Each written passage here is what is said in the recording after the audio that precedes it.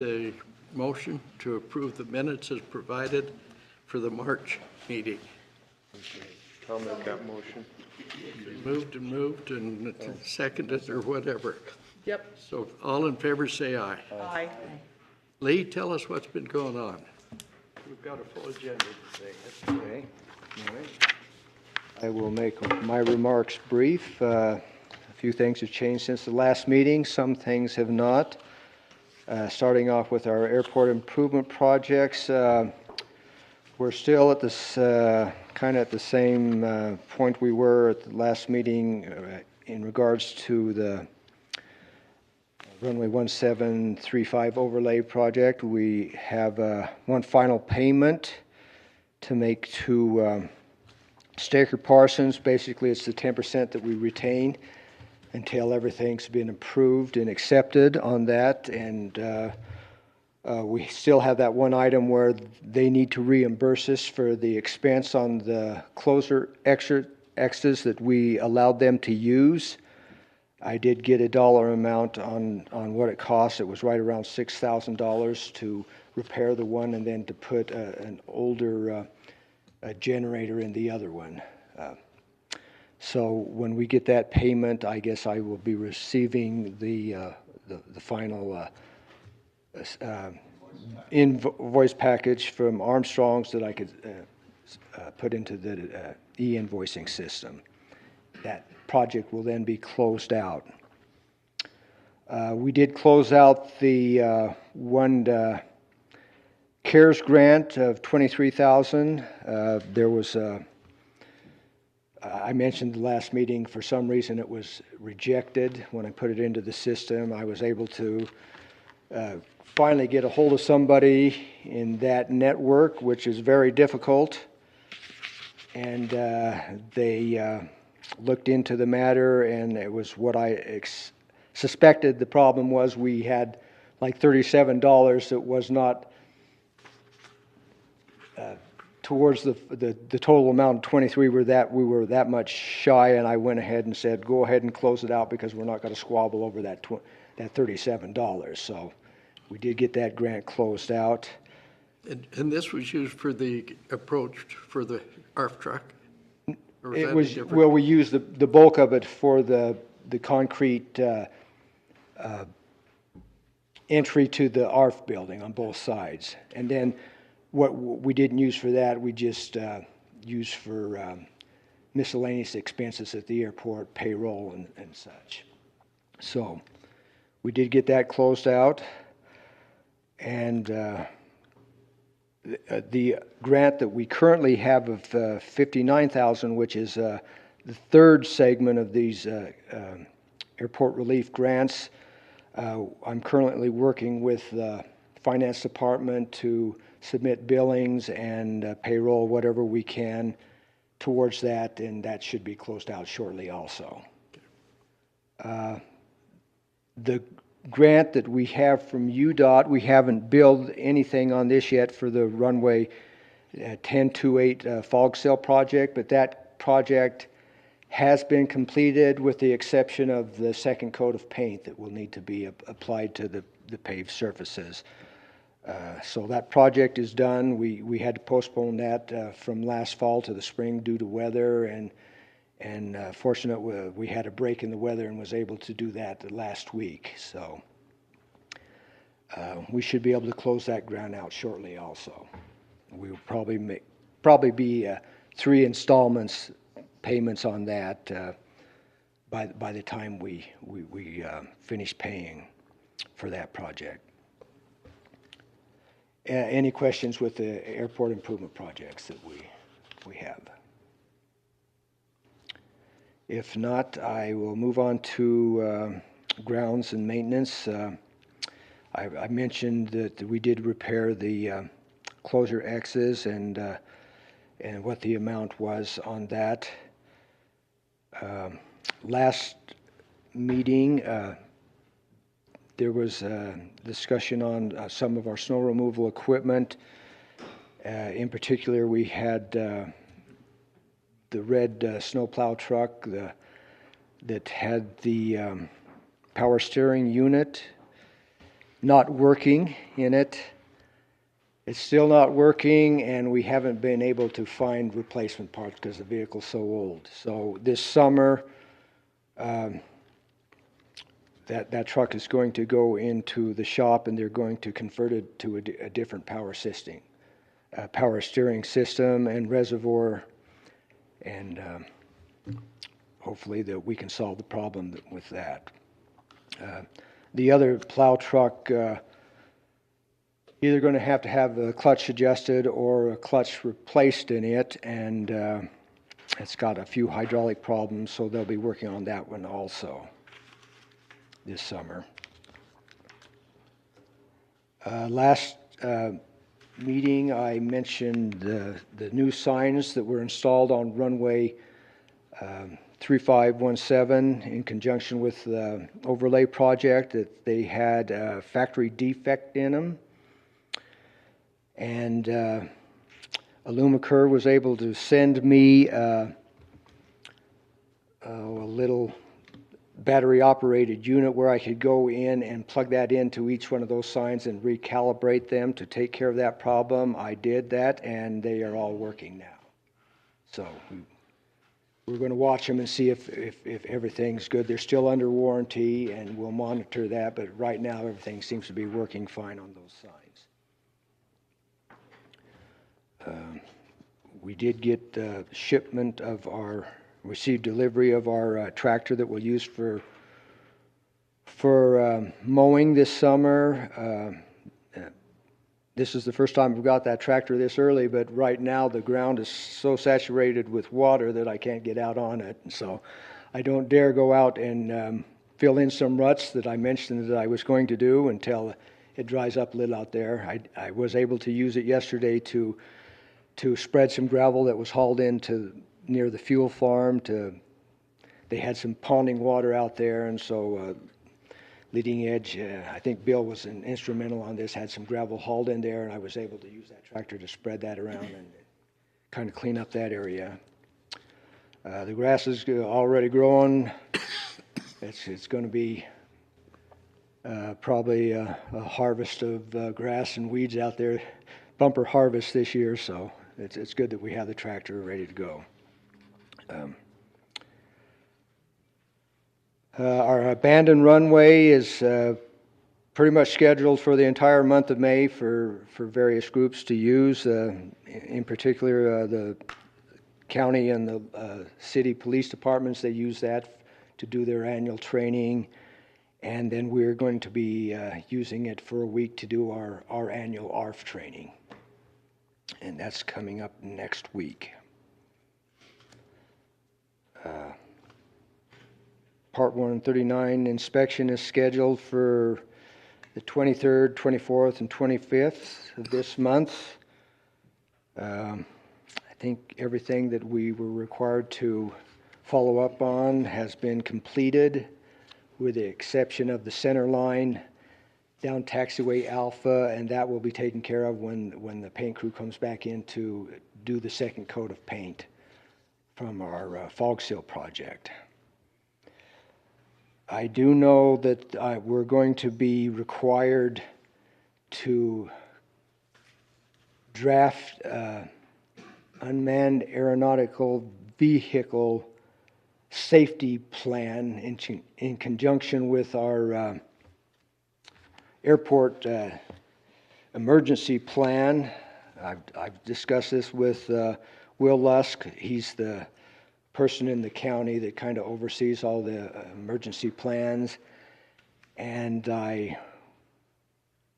we are waiting until we have kind of a template to go by, because we don't want to draft something only to have it rejected because we didn't word it right or put everything in it that the FAA requires. And I've contacted our 139 inspector, and she is supposedly going to get me some of that information before I proceed on that. So I know that's one thing that we're probably going to be written up as part of our inspection, that we have to comply with that new regulation.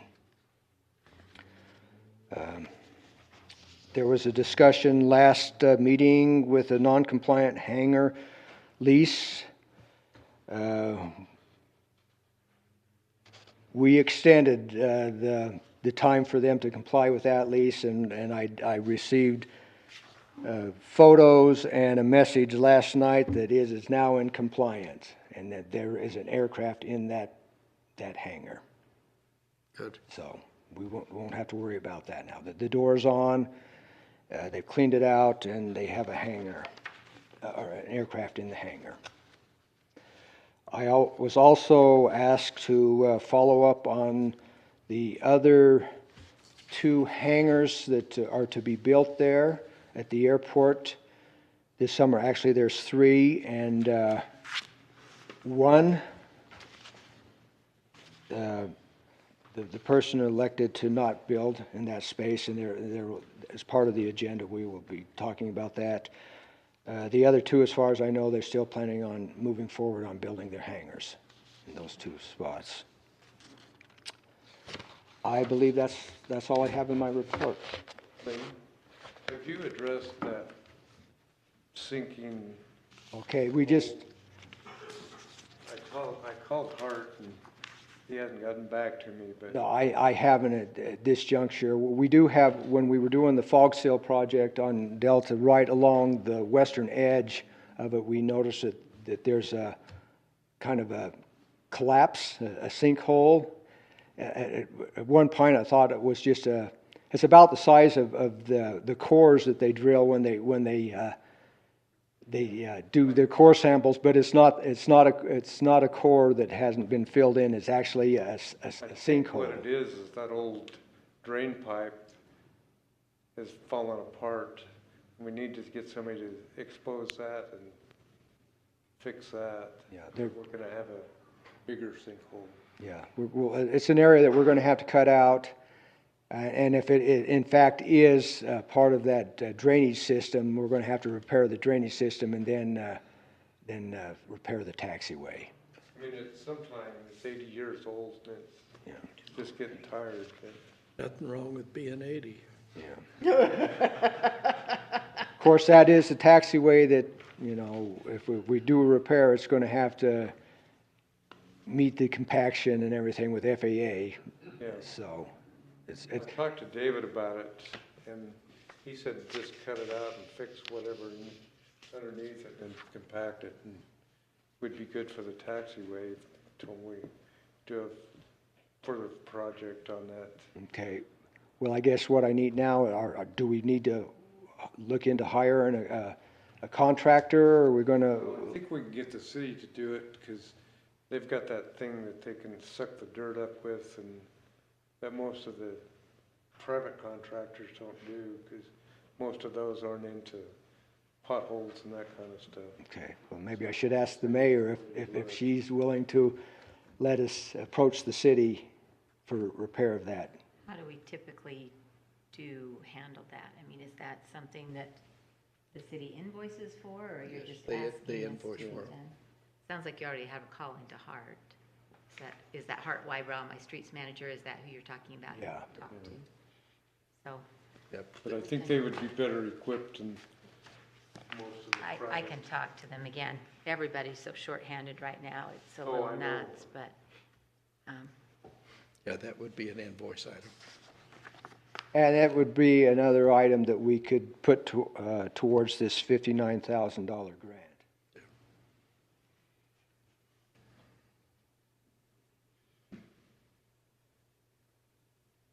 If there are no other questions, Lee, go ahead with the proposed land lease with county elections. Pardon me? The land lease. Oh, the land lease on And the search and rescue. search and rescue building. Okay, I was approached by, I believe it's the election committee that's leasing that, David. how are the snakes doing? Have you gotten rid of those? Yeah, you may have heard about this building on the news, in the That was newspaper. quite the It was on story. KSL even.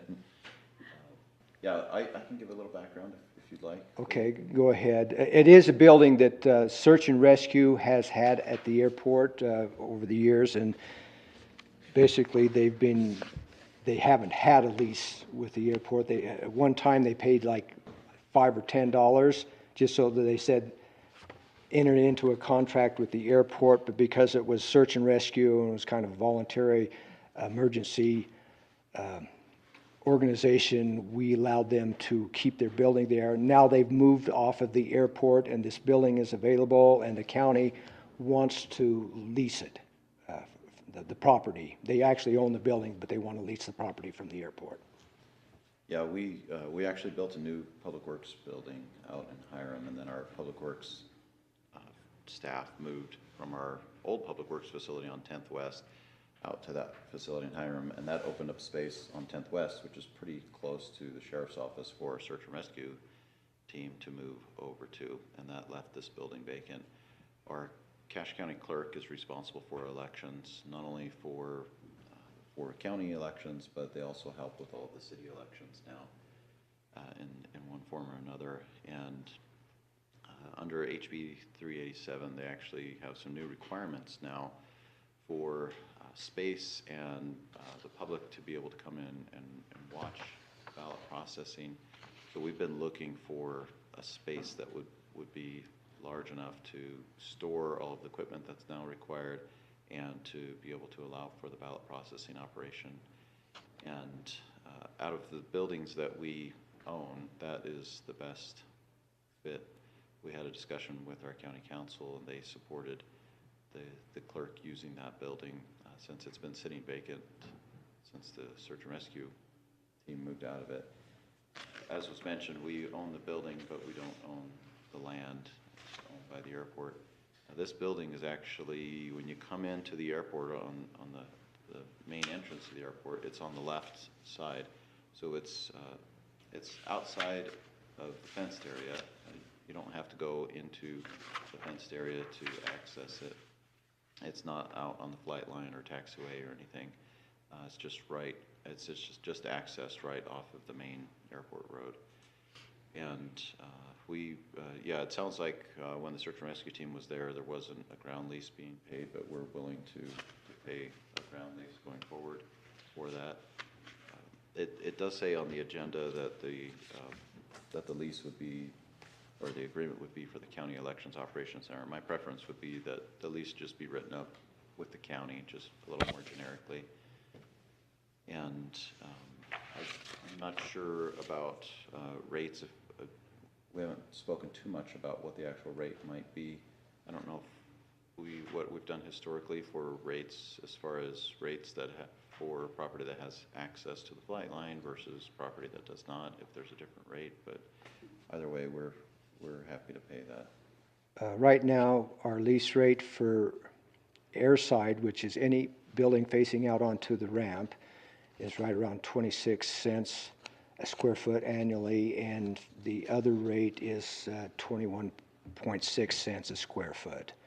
Of course, this is a building that's not inside the movement area at all, so I don't know if you want to have a different rate for that. It probably should be comparable to the rate that Otto Pullman is paying for his building that is... Okay, he's paying the 21.6 cents, the same as non-flight line. That's the lower building that you come to first. I know a lot of airports have non-aviation areas that they've got a cheaper price, but 21 should be okay. I mean, For the building of that size, it'd probably come to about, I'm saying $700 annually. You'd be paying lease. Yeah, pretty cheap. Yeah, so we're That's fine. cheaper than you're going to get property for storage units. yeah. Then is that appropriate to be that inexpensive? I mean, Well, we try to be, comparable to other lease rates at other airports. There's been numerous studies and talking with the other airports and you're checking other so markets then, we're right in line with what the other airports are charging for leased property. And we have a built-in acceleration clause. Every year there would be a 2% increase on that. We don't go by the consumer index like some places do. We just have a standard 2% increase annually. So do other airports have non-airport? Some do, but it's usually undeveloped property. I mean, it's in the rough, and We have a third lease rate too, which we charge for our property where we let the, use for agricultural purposes, for livestock grazing. And But do other airports have buildings within their boundary that are not related to aviation, that they lease the land for? not that I know of. Ogden has a few, but not many. Do we know, I mean, to me, that's the difference. Yeah. You're talking about a non-airport related structure within the airport boundary, and you want a land lease on that, so I don't know how much. I would think you might check Ogden to find out how much they're charging for that I can check with them. before we make that decision. I don't know. The one question I would have, David, is what's the term you would anticipate that lease to be? How long? That's a good question. I know there was some discussion about 5 or 10-year lease on the land. So do we have? Our standard term right now is 10 years. It goes in 10-year intervals. Except for farm property or for grazing, and that's a 5-year lease. We do have a plan to move to another facility. This would not be a permanent location for us. We have a plan to move to another facility, but that would probably be about 6 years out that we would move to that other facility. So a 10-year lease would be sufficient for us to get to our new building. My only thought there is, in the event there is another use that we would need it for airport operations, I would hate to be tied up too long, but it sounds like it's temporary fit for you, and that may work for us. But it's not our building, Correct. so. It's our land. Yeah. Yeah, so, Do we put something in our interesting- lease agreements that allows us to get out? I mean, as the airport, speaking as the airport. We can both get out with notice. Yeah. Yeah. That's the way most of the leases are at the airport, is either party can get out if they need to or want to, or, I mean, you don't want to have facilities tied up that you can't use or develop for airport use.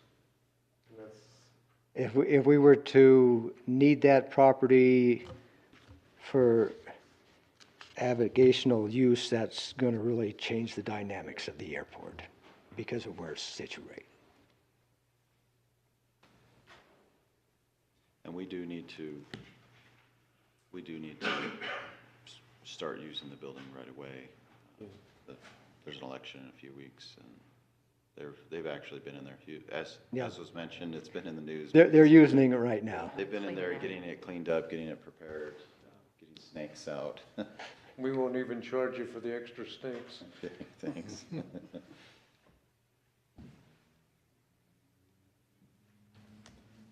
so is there a standard lease? So who sort of takes that lead? Do you kind of I will volunteer draft on the that lease yet? up and John will have to sign it. Okay. Is there a motion to approve it, or is there a desire to wait until we check non-aviation uses elsewhere? I would make a motion to go ahead and approve it. I mean, the space is I'd there, second it. it's empty, needs to be used.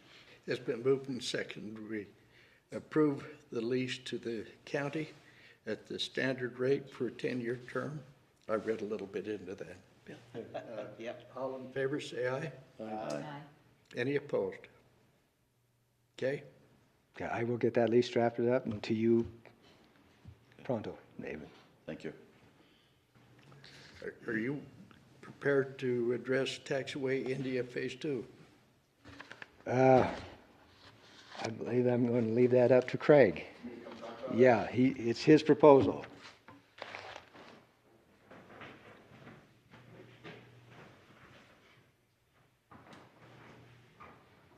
Well, good morning, everyone.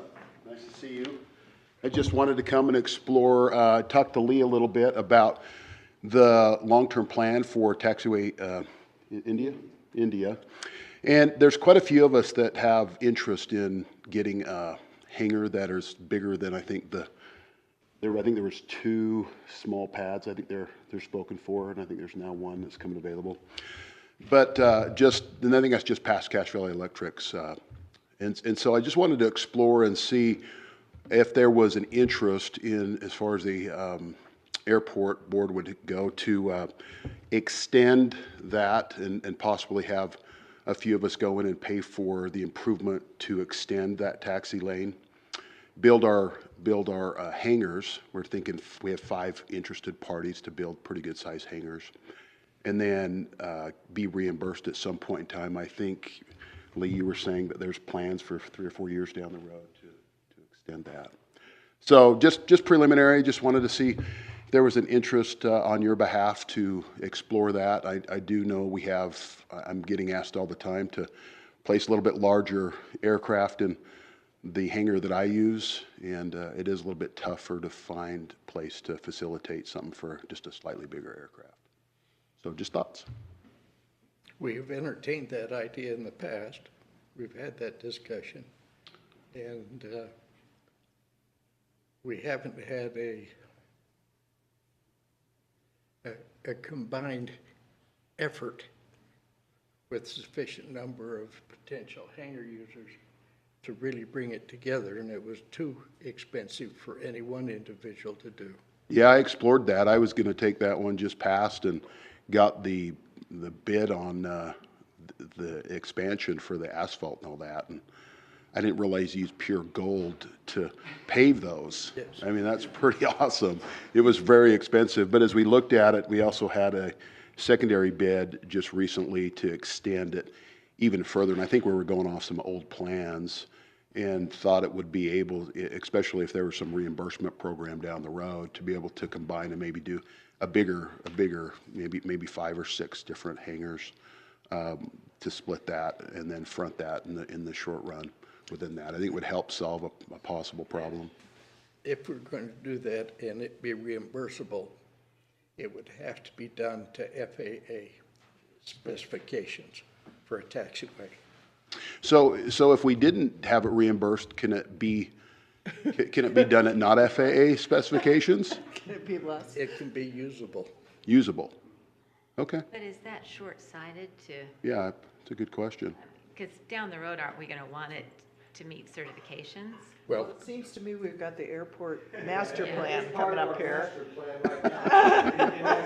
We can throw some gravel in, and no, we would never do that, but Gravel is an option. I wouldn't recommend it. we wouldn't put our airplanes on gravel. There definitely will be some. When it comes to how do you build it? You want to build it to have an extended life. You can very easily grade the dirt out, throw a couple inches of asphalt on, and it will look beautiful. And then it'll be catastrophically failing in 3 to 5 years. Mm-hmm. So when it comes to the design and the building of it, you want it to be built to the standards that will be using it. It's not going to, if it's for larger aircraft, you're not building it for a 4,000-pound Cessna to taxi on. You're building it for a 30,000-pound corporate aircraft to be taxiing on it. So it's going to have to be built to those standards. When it comes to the reimbursement in the future, utilizing FAA funds, it's not just the design standards, it's how the project goes about being built. When federal money is spent on a project, it costs more. The government gets involved, it's going to cost more. And that's going to be not only because of the high standard and the high quality that is demanded and the low margin for errors or imperfections, it's also in how the construction has actually happened. It's not going out and getting the lowest bid. It's going out and getting the lowest bid that is meeting Davis-Bacon wage rates, that is utilizing disadvantaged business enterprises as a certain percentage of the subcontractors working on it, whether they be the truck drivers or the electricians or whatever source it is. But it's meeting not just the design standards for federal projects, it's also the bidding process. It has to be open up to bid. So even if one way that this happens often where private entities come and develop something is because one of those entities is a contractor. They are either an asphalt paver or earth movers or something like that, and they can do it at cost.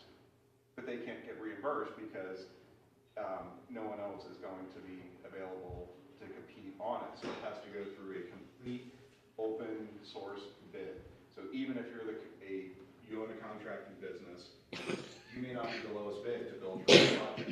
You're gonna have to pay your competitor. But that's because you're not building it and asking for reimbursement later. You're saying, we're just accelerating, making that fair and open process to where the best qualified bid gets the work down the line.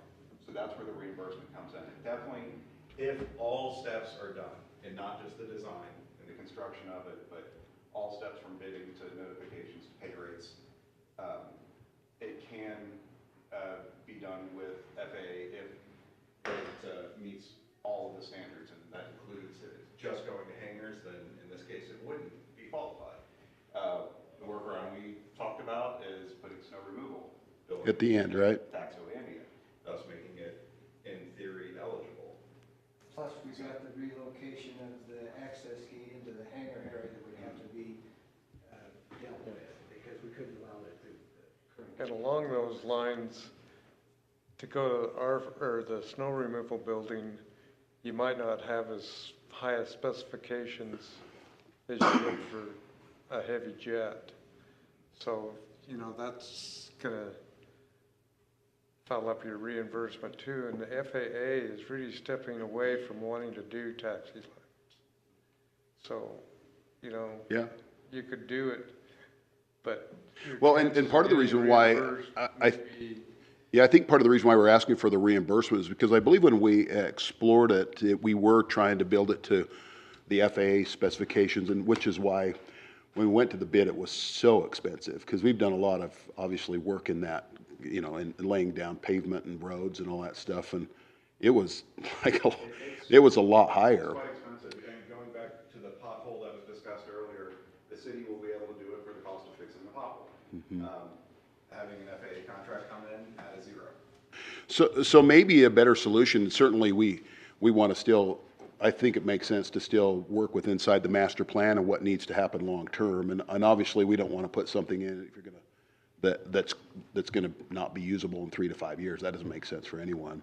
But maybe there's a solution to be able to work with inside the confines of what still works in the design without maybe going the elaborate additional cost.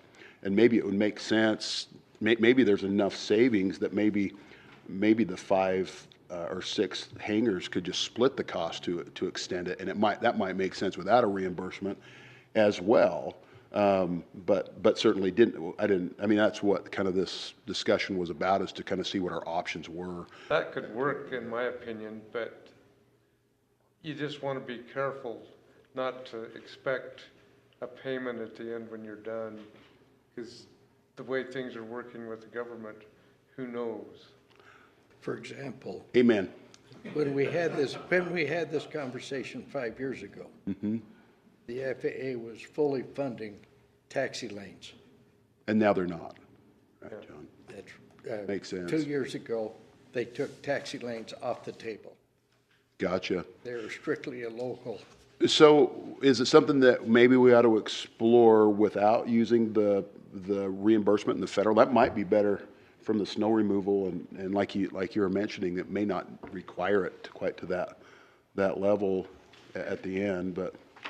With that, I would say that there's 2 different options to look at. The first is if you were to only build the first 4 hangars worth, or linearly, leaving another 4 spots that would involve snow removal. That new pavement section, you would want that designed to standards. It doesn't have to be built, bid out, it's all, a private contractor can come in, they're just building it to those proper standards, which is recommended because the airport's gonna have to deal with it long after, whether it's 10 years or 40 years, those hangars will likely sell. And the airport will be having to address that asphalt, so you would want that to be properly designed, whether it's reimbursed or not.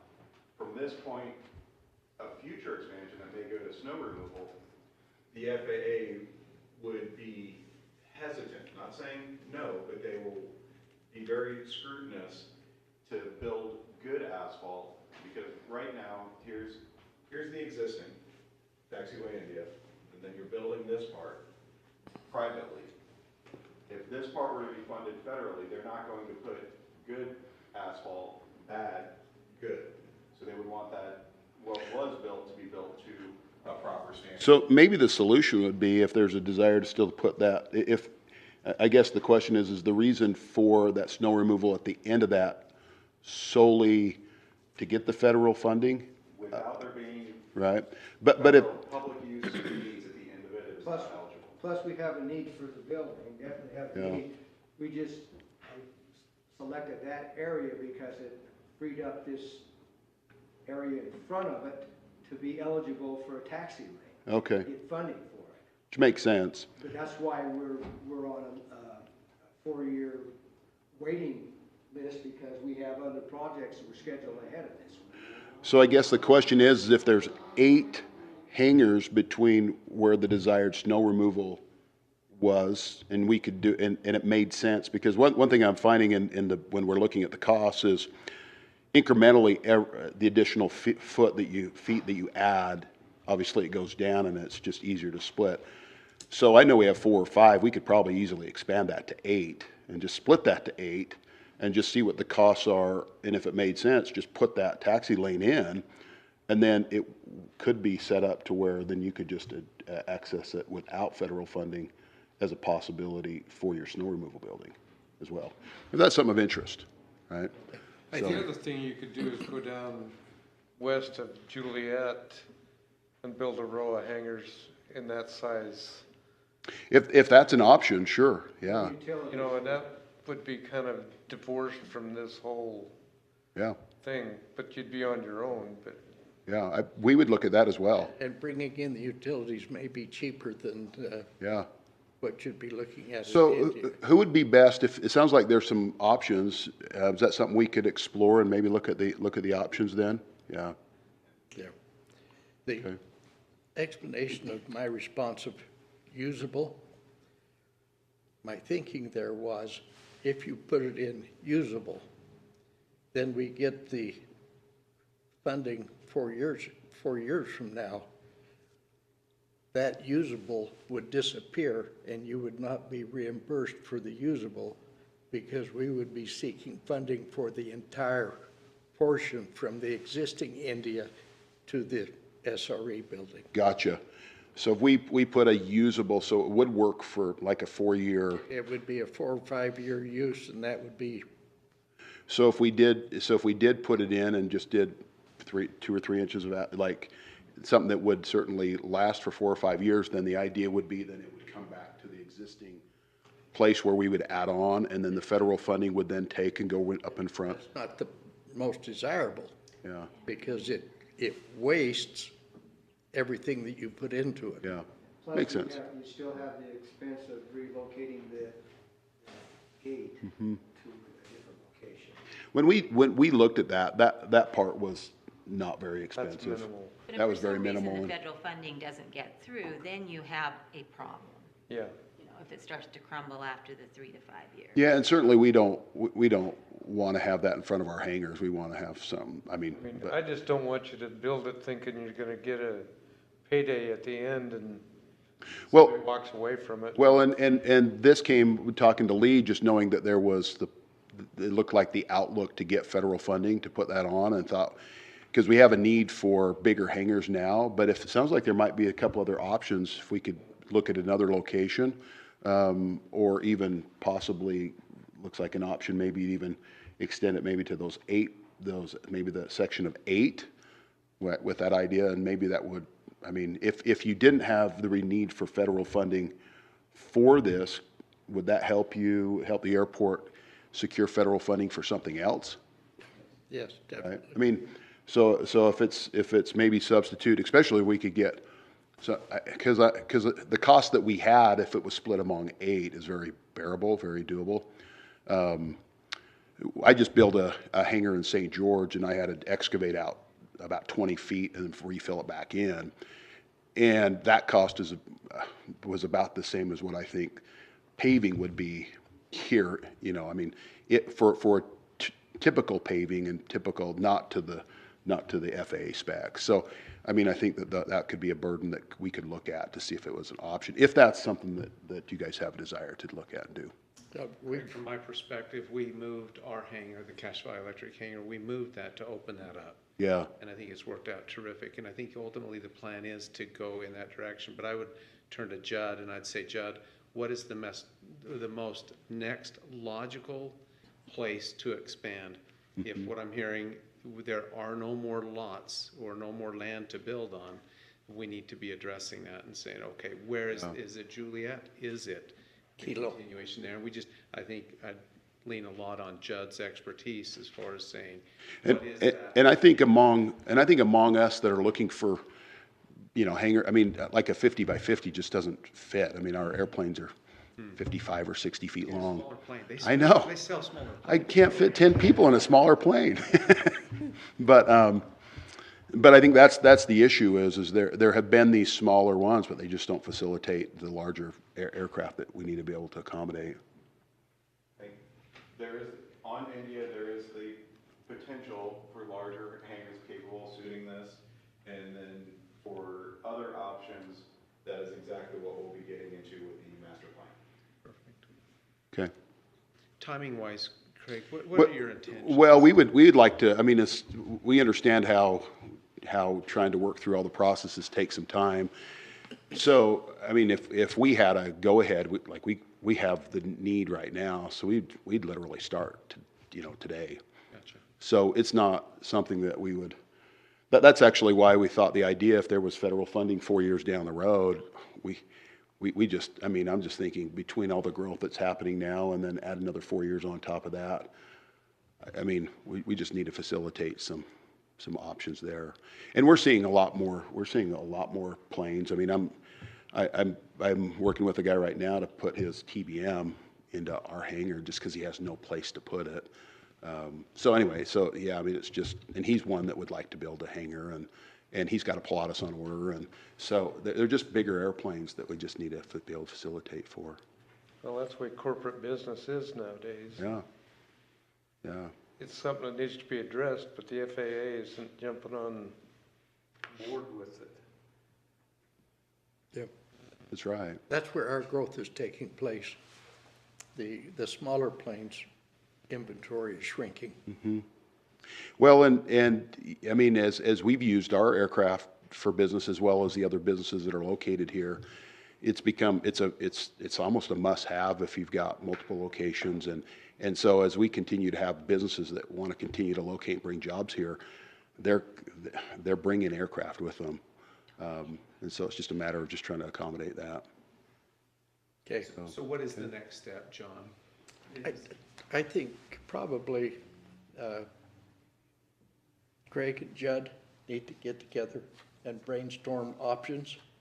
And between the two of them, come back to us for a recommendation as what appears to be best suited to the airport's long-term needs and their immediate needs.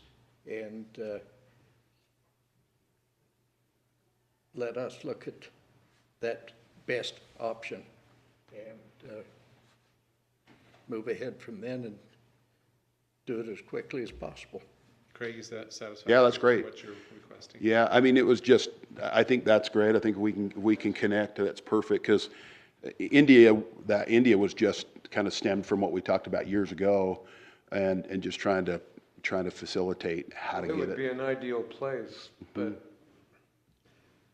Well, and I think if we can just look, ideal places. yeah, if we can just look at the options and we can review those. Would be ideal too, but Yeah. you gotta determine whether the expense of expanding the utilities outweighs the Mhm. Well, cost of extending India, because Yeah. it's gonna be expensive. in any location, you're going to be looking at development costs. So, And that was the other thing that we recognized that it doesn't make sense for one hangar, but if we can develop 8 or 4, I mean, Put a cluster of 8, it would On make Kilo, sense. that's exactly what you would get. A taxi lane with four hangars on each side of it. That's basically what you'd get on. yeah. So we can look at, it sounds like that, and we're open to, I'll be 100 by hundreds. That's great. That's really what the need is, because that would facilitate about anything. John, I appreciate your next step. I would also mention in that in the event either one of them wanted anyone from the board or Lee to participate in those conversations, I think that would be a fair thing to have as well. Yeah. And I would love that, especially we have some direction, so we make sure that when we're talking about it, that we have kind of a voice from the board. I think that's great. Mayor Daines' number after. I was just about to volunteer you. I already have it, but she doesn't know that, so. Oh, gotcha. No, that's great, so, awesome. Anything else? Well, appreciate you doing it. No, you bet. Well, see what we can make happen, so, thank you.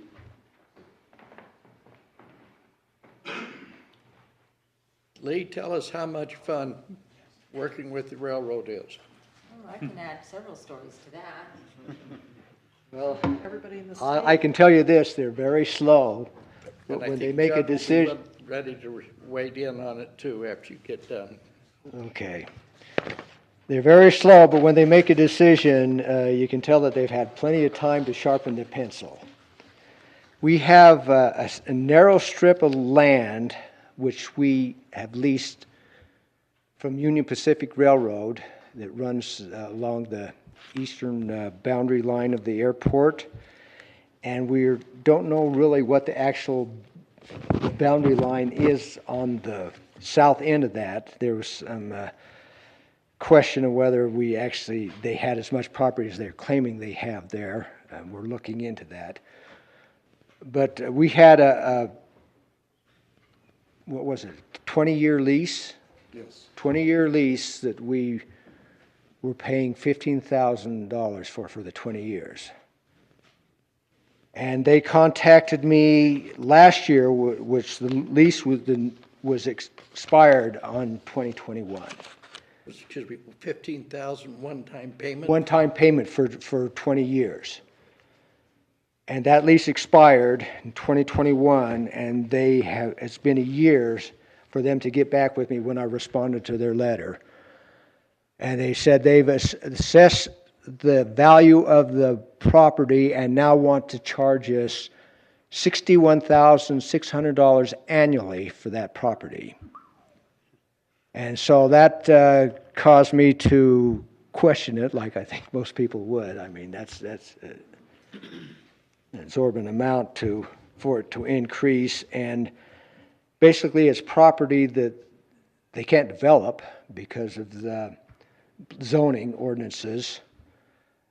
We already have the fence installed, which the airport paid for. It was put in during the time that the ILS system was built at the north end of the runway. And so the fence is there. The property cannot be developed. And I guess it's the board's decision whether we want to renew this lease or not. I mean, what do you use? The attorneys have looked into this. That's why he's here. And I received a call from Mr. Luthi saying that, well, they're in every right they have is to charge what they want. You know, it's their property, but we don't have to accept. We don't have to accept the term. No, we do not use it. Off. So tell him no, thank you. What land is this?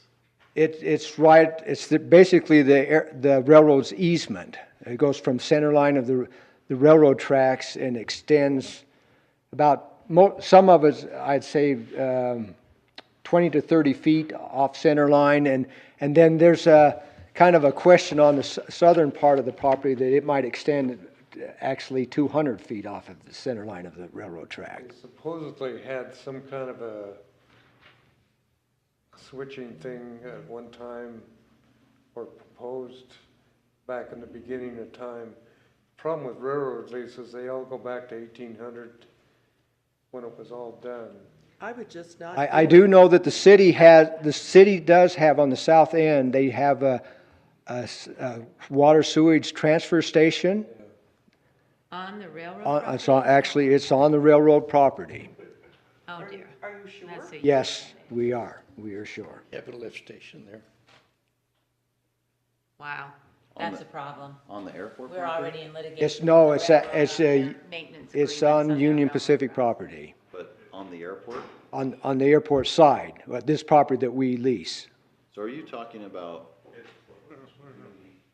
are you talking about a strip of property along the entire border, eastern border of the airport? Yes, So the that entire length from Airport Road all the way to the northern end of the airport, a certain width out from the railroad, From the center line. correct. from the center line? From center line of the railroad track. A varying width along that way 20 to 30 feet? that they own, but we're actually, We had leased it in previous years for 15,000, For 10 10, years. for 20 years. It was a 20 years. That one, 61,000 you said for 1 year? Yes. We derive two uses from that lease. One, our ineffective animal retention fence is on it, but we were only, because of the ILS, we were only able to build a 6-foot fence there. Everywhere else on the airport, it's 8 feet. At least twice a year, we have to eradicate deer And get who over are 6 able foot. to jump over that 6-foot fence, but can't get out because of the adjoining slope. The other use related to that fence and the fact that it's only 6 foot high is because we get a measure of security that does not interfere with the effectiveness of the ILS system, the instrument landing system. So if you moved it, if it came to, I mean, my thought would be you just leave the fence and not lease it and see what happens. And if they try to say, well, you can't lease it anymore, then tell them they have to replace the What are they gonna fence. do with it? Yeah, what are they gonna do with it? They aren't gonna do anything with it, and I think you could take it back to the railroad and argue with them. No, you don't need to argue with them, just, You can't even get a hold of anybody with I would Union just, Pacific. I would just not respond. But if the sewer lift station is really on their property, that is a problem. So I will go back and speak with our city attorney. Good luck with that. Yeah, Let us know how you do. right, yeah. But, you know, it may John, do you not have be. anything you want to add to this? You seen the letter that was sent to me and also so know more about what we can and can't do? My recommendation is what you've already mentioned, just So we're about let it be and wait and see. Yeah, 20 feet. Let it go to bed. yeah, I think the backup plan could be to not lease it again. If they say we're coming in to take down your fence, then I'd talk about an easement for the fence so that it's just taken care of once forever. But who knows what price they'd want for that, but. or what if we move the fence to our property line? Well, Then it would That came- interfere with the ILS. You can't really move the fence. We actually had to move the fence towards the railroad just a little bit to make the ILS work but when you say allow it to work, do you mean it's actually electronically. radio interference because of that? So, an airport is not just the runway. Right. With regards to that, the airport is not just the runway, it is a safety area surrounding it. It's kind of like a runway truck ramp on the side of a runway. The safety area has, depending on what systems the particular airport has, it's different widths. The small crosswind runway has a much narrower safety area relative to the widest area an airport can get is one that has an ILS system, like you have. So once you get to the outside of that safety area and the primary surface of that safety area, you then want to have clear airspace going up at a slope. That slope is, for every 7 feet away, it rises 1 foot. So it's a 7-to-1 transitional slope. Runway, going out wide, and then sloping up. Where the fence is located in the ditch, that, as Lee said, it's not ideal because you have a ditch coming down, a fence going up, deer can jump over. They actually use the railroad tracks As a launching point. But it meets the needs of having a fence.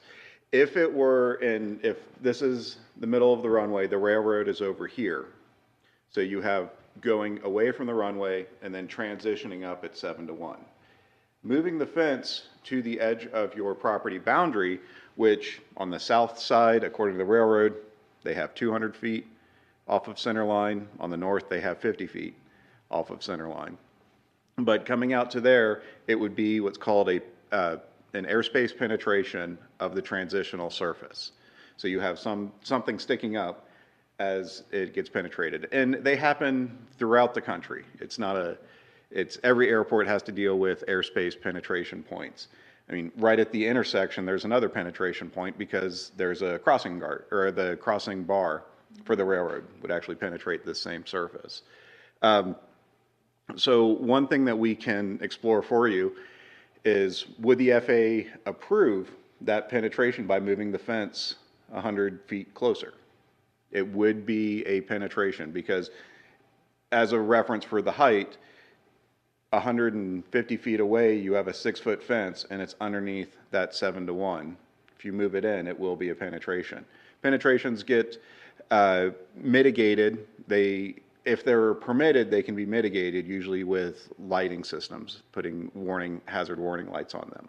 But that's something that we can definitely pursue and, ask the question.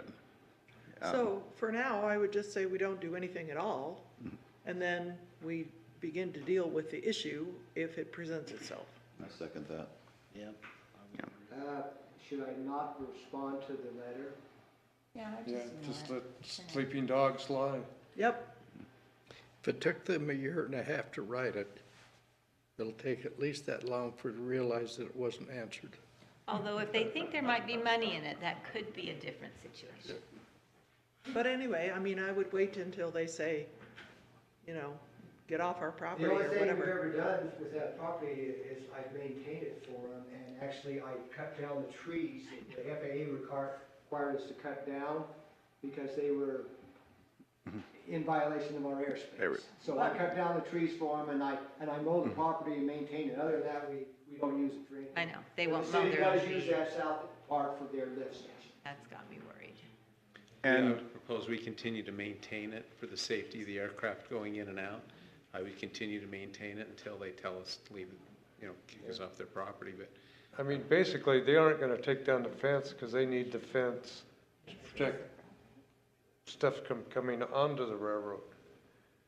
So, I mean, I think they got greedy, and now they're gonna they've made it so they're not gonna get any lease from the property rather than. but the railroad's a strange bunch. Yeah, well, I just let, This conversation will come back. it'll come back. I'm hearing we have a consensus. And one just added point,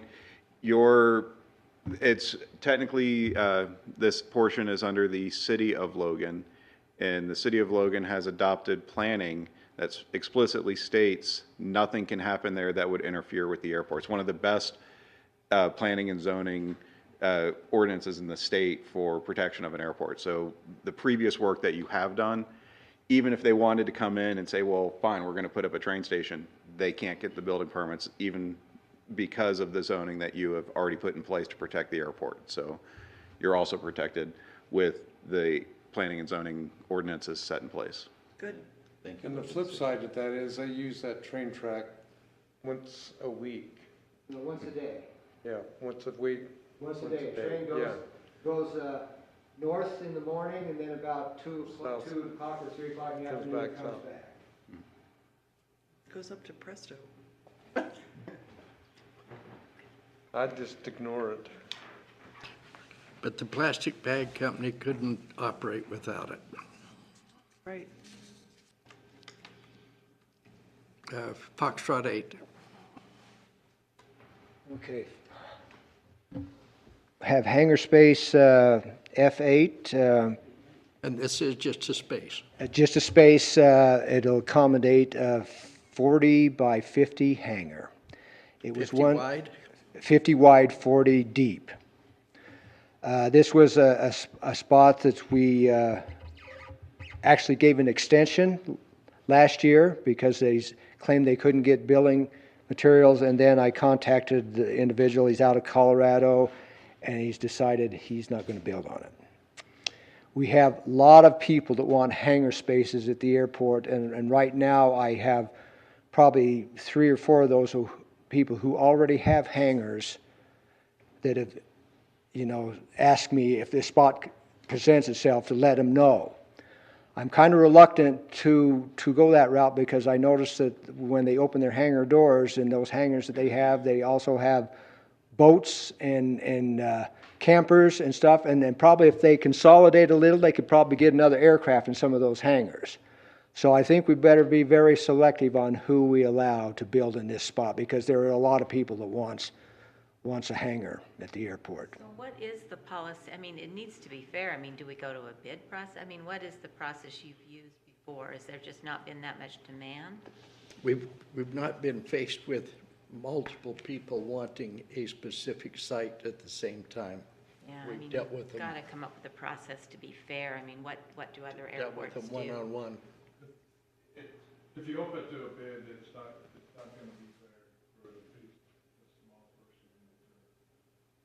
person that just wants a hangar. It'll be the people that can afford it. Again, the airport And is then concerned about and then revenue. put toys in it, then that's what's gonna happen. But I thought there was a restriction against that. They have to have an aircraft in the hangar, and they comply with their lease because they do have an aircraft, but they have other things also along with their aircraft. And we created a rule that you can't have boats or RVs. We don't want those in and out of there. That seems like they'd be in the way. You're opening up a can of worms. I don't think you want to go there because you're talking about everybody on the airport. Everybody. Boats and RVs? Yes, but they also have aircraft in their hangars.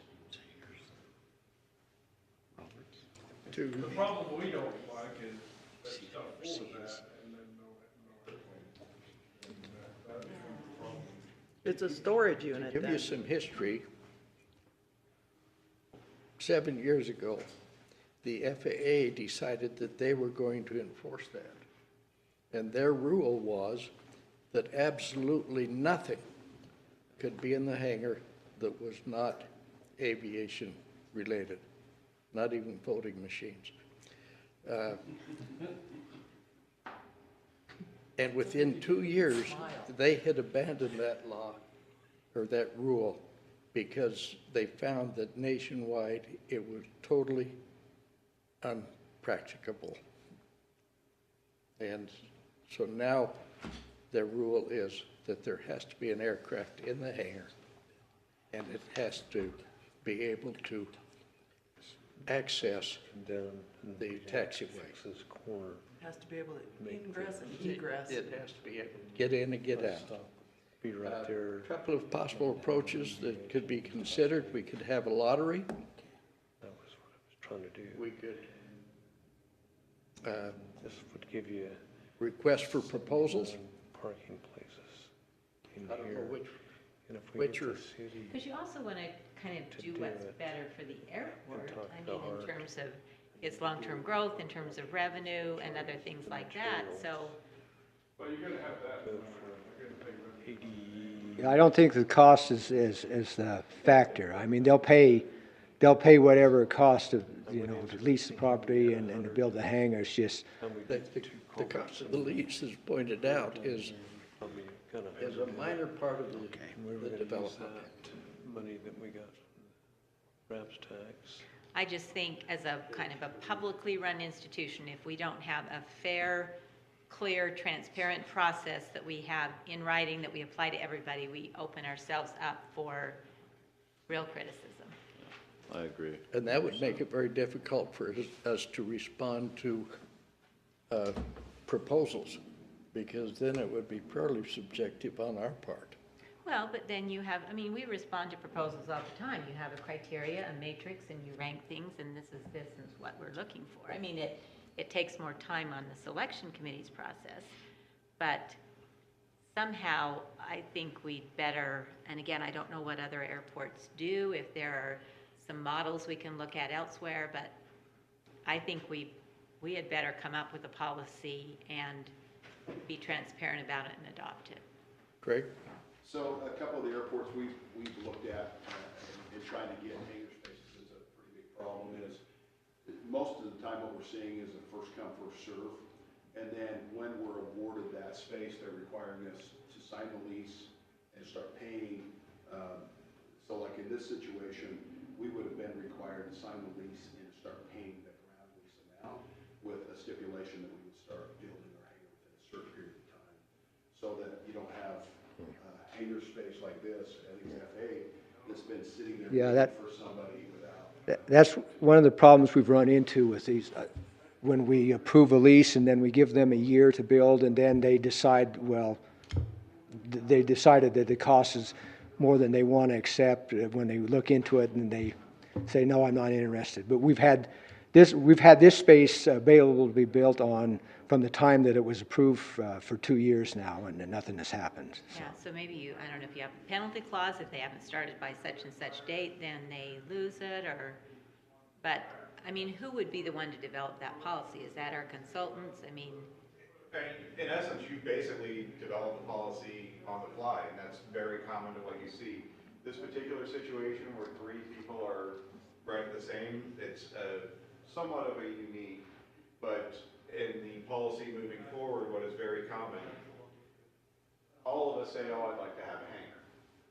But you need to pay a nominal fee, $100, $500, registration for, and then you get put on a list. You are hangar number 1. The next space coming open goes to the first person. The next person who is registered to be a hangar goes to the next person. And it's not, you don't get to say, I want to build this hangar spot location here. You're saying, I want to build a small, medium, or a large hangar. You're on the small, medium, or large hangar list.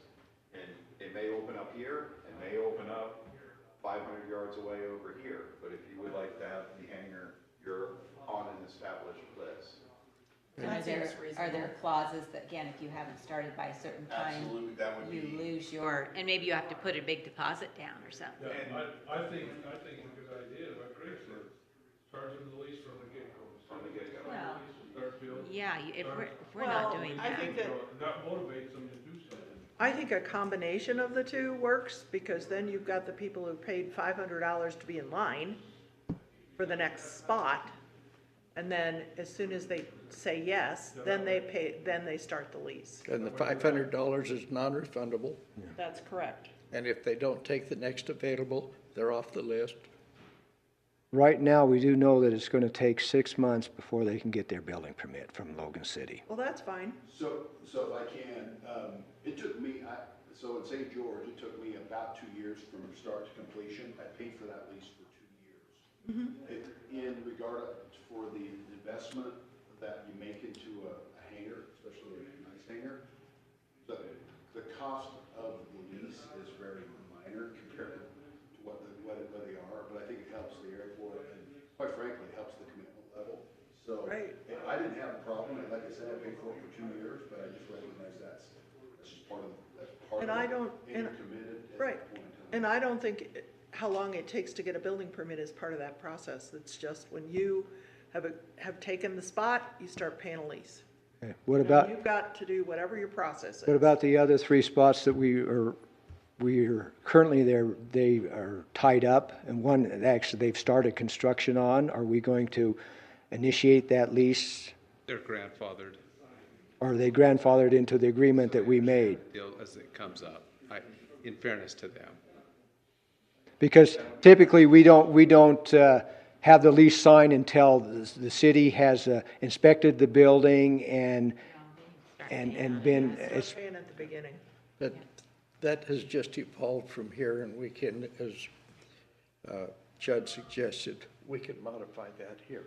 Could we, And perhaps where we are is to the point of considering today that we're going to notify the 8 people or whatever who have verbally said, this is the policy.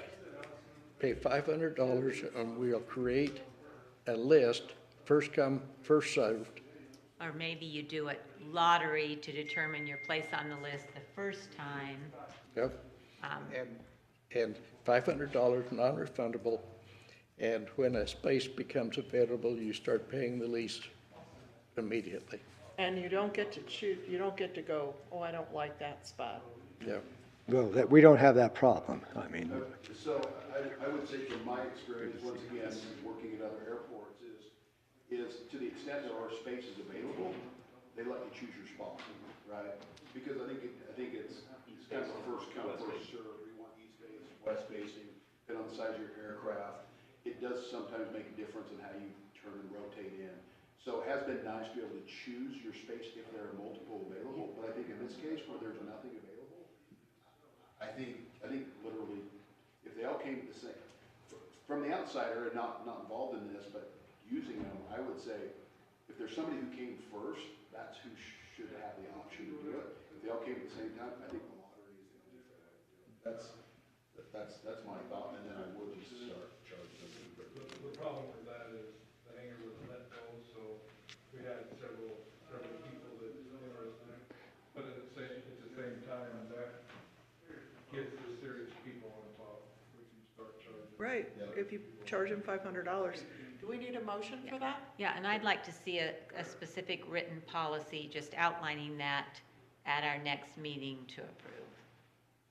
Okay? So I would move that we adopt the practice that we've discussed, which is initially we'll start with a lottery to put names on a waiting list. They'll pay $500. They pay $500 to be on the list, and then when a spot becomes available, if there's choices, they can have a choice, otherwise they take it or they drop off the list again. okay, I do have the start of a waiting list already.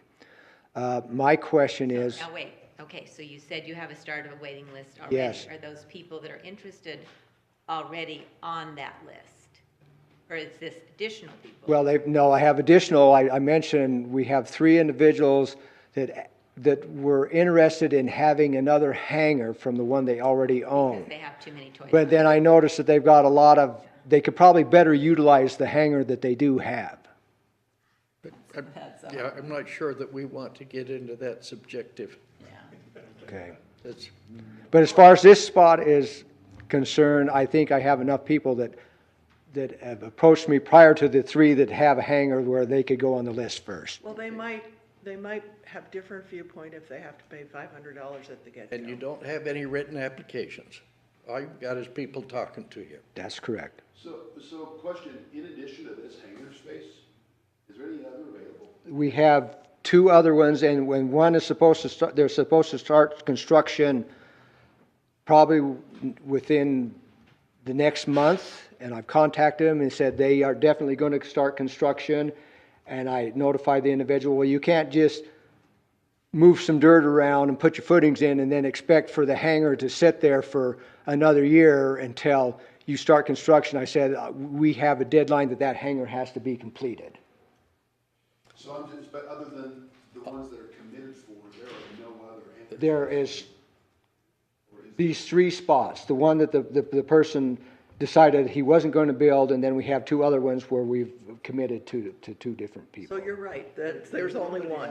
There's nobody on A. Once this one is taken among them, there really aren't any available. Correct. So wouldn't it just make sense to say, go to the 2 that are committed and say, you need to start paying your land lease, otherwise we're gonna go to the rest of the people, and you have a year to build, and then take the one that is available and just do a lottery among the 3 that are available, and then don't start a $500 a month or $500 a year until you actually know you're gonna have some available. You've got some space available. Right, because if there's Yeah. nothing available and. Yeah, but if you pay $500 to be on the list. But the thing is, the list for what? There's nothing available for them to be on the list for at this juncture. Yeah. Basically, you've got a outline where you're gonna have, whether it's on Echo or Juliet, Kilo, I guess, that you would have hangars that you could build down there. Because what I heard today was without a private development coming in and doing some expansion, there's about a 4-year window before any hangar is gonna be available. Yeah. Is that right? John, Is the one across from me available? John? That individual is still on his initial time frame that we gave him to start construction. Okay. I have his number and I can contact him if you want me to. There's 3 of us that have to be at a meeting in about 10 minutes, Okay. and so I'm just Moving like, along. There is a motion on the table. Is there a second? I'll second it. It's been moved and seconded that we develop a policy for approval next month, establishing a process of creating a waiting list and a policy for applying for and obtaining a lease commitment from the board. All in favor, say aye. Aye. Any opposed? Excuse us. Passes. Judd, you've got 15 seconds. Give us a master plan update. The airport master plan is the next project that's happening. The beginning of March, the FAA said the grants will be out in March, maybe the beginning of April. The beginning of April, they said the grants will be issued in April, maybe the beginning of May, or the beginning of May. And the grants will be coming shortly. okay. Official word from the FAA as of yesterday afternoon. Okay. The one thing to keep in the back of your mind, the first step will be developing a technical advisory committee to be working on the airport master plan. All right. Bill, talk about transportation and parking. I've been talking to Hart Wybro at Logan City, and he said they would do it at their cost to build us a parking lot, which is about $100,000 to do what we've added to the initial bid.